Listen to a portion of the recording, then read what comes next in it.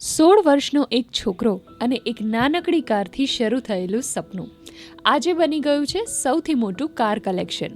ફ્રાન્સના Stephen સેક્રેઇરાને તેના best ફ્રેન્ડે gift કરી હતી તેની પહેલી કાર પ્યુજો 203 અને એ દિવસથી શરૂ થઈ એક અનોખી સફર.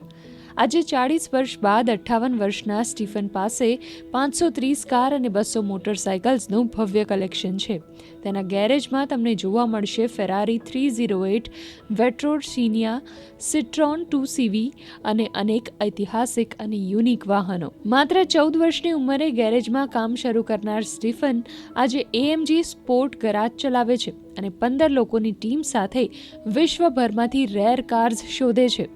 ભારતથી લઈને અમેરિકા સુધી તે દરરોજ 3 થી 4 કલાક નવી કાર શોધવામાં ખર્ચે છે. તેના કલેક્શનની ખાસ કાર્સની વાત કરીએ તો કેડિલિયક સિરીઝ 70 કહેવામાં આવે છે કે આ કાર કેનેડી ફેમિલીની હતી.